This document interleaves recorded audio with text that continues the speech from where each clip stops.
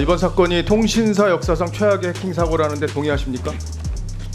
예, 왜 그렇게 판단하시죠? 일단 도저히 털릴 수 없는 게 털렸기 때문에 그런 거죠? 예. 예.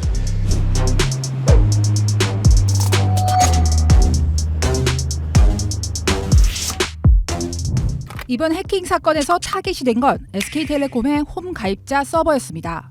홈 가입자 서버는 가입자 정보가 담긴 중앙 서버인데 여기에는 가입자 계정 식별번호, 유심 고유 식별번호와 인증키, 단말기 식별번호 등이 포함됩니다.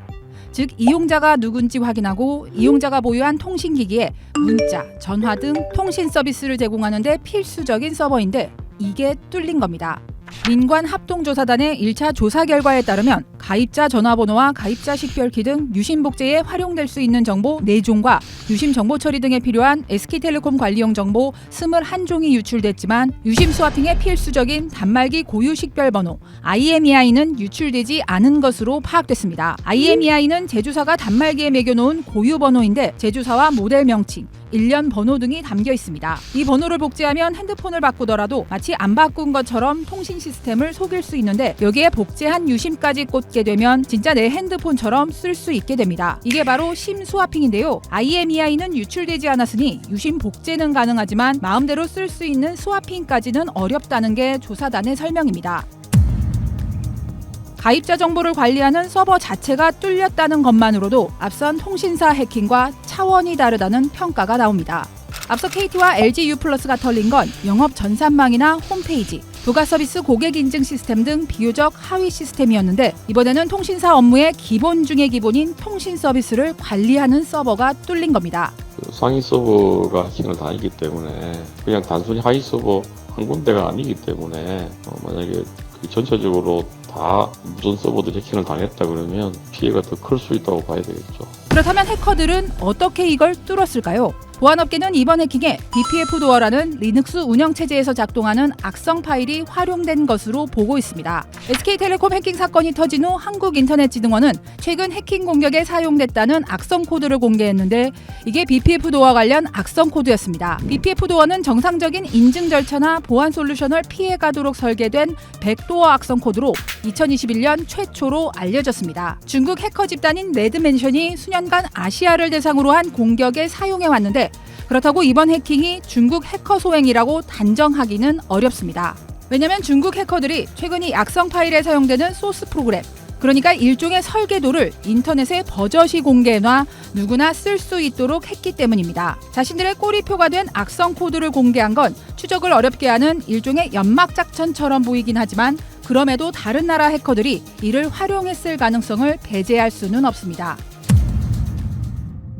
이번에 SK텔레콤을 공격한 해커가 고도의 침투 능력을 가졌다는 정황은 속속 드러나고 있습니다. 최민희 의원실에 따르면 해커는 인터넷망으로 침입해 각각의 방화벽을 뚫고 SK텔레콤 사내망을 거쳐 관리망까지 뚫은 뒤 가장 심층부인 내부망까지 접근한 것으로 파악됐습니다. 또한 최수진 의원실에 따르면 자료를 빼낸 후에는 침입 경로 등의 흔적을 모두 지우고 빠져나가는 바람에 SK텔레콤의 자체 초기 조사가 난항을 겪은 것으로 알려졌습니다. 이번에 유출된 정보는 텍스트로만 9.7GB에 달하는 것으로 파악됩니다. 일각에서는 이번 공격이 생각보다 장시간에 걸쳐 이뤄졌을 가능성도 제기합니다. 이른바 APT 공격 방식인데요. 이는 일시에 단기간에 폭탄 터뜨리듯 공격한 게 아니라 한참 전에 피싱 이메일이나 서버 취약점 등을 통해 서버에 침투해 상당 기간 잠복해 있었을 수도 있다는 겁니다. 그 근거는 글로벌 보안업체 트렌드마이크로의 최신 보고서에서 찾을 수 있는데요.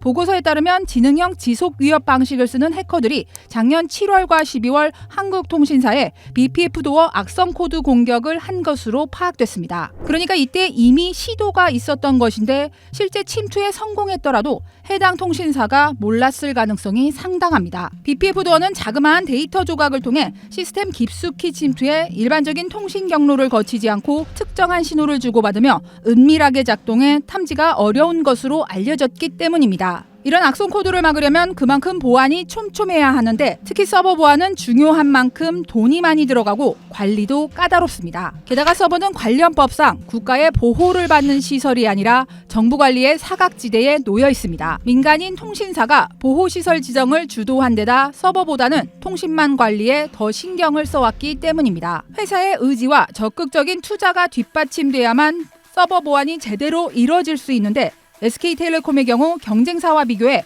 최근 보안 투자에 소극적이었다는 지적이 나옵니다. 과학기술정보통신부에 따르면 지난해 SK텔레콤의 정보보호 분야 투자액은 600억 원으로 통신 3사 가운데 가장 적었습니다. 2023년과 비교해도 9% 증가하는 데 그쳐 두 자릿수 증가율을 기록한 경쟁사들과 대조를 이뤘습니다. 국내에서 가장 많은 가입자를 보유한 1등 통신사답지 않은 행보인데요. 사고 발생 후 SK텔레콤의 늑장 대응은 이용자들의 불만을 더 키웠습니다. 신고가 규정보다 만 하루 이상 늦어졌고 고객 전체 공지도 제때 이루어지지 않아 소비자들의 원성을 샀습니다. 이번 해킹 사고 원인과 관련해 정부가 조사에 나섰지만 조사 결과가 나오기까지는 한참을 기다려야 할 것으로 보입니다. 이제 포렌식을 지난주부터 시작을 해서 이제 포렌식 결과를 좀 봐야 될 것 같습니다. 보통 이제 짧게 걸리면 2, 3개월이고 긴 경우 시스템이 복잡한 경우는 1년 이상 걸리기도 합니다. 전문가들은 유심 교체나 유심 보호 서비스 가입 등 보안 지침을 따를 것을 권하면서도 지나친 공포심은 금물이라고 말합니다. 실제로 내가 유심 정보를 가지고 뭘 할 수 있을까를 조금만 따져보면 할 수 있는 게 별로 없어요. 우리나라는 외국과 다르게 공인인증서와 OTP를 5천만에 가까운 국민이 쓰고 있는 나라입니다. 그 상태에서는 이상징후 탐지 시스템을 고도화하고 그리고 유심 보안 서비스 정도 가입하게 하는 거면 제가 보기엔 충분해요.